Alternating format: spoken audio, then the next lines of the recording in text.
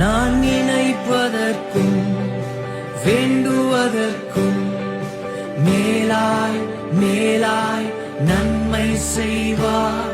நான் வெட்கப்பட்ட நாட்களுக்கு ஈடாய் ஈடாய் நன்மை செய்வார். பரிபூர்ண ஜீவன் நீ பராக்கிரமமே, ஜோதிகளின் பிதாவே. நான் நினைப்பதற்கும் வேண்டும்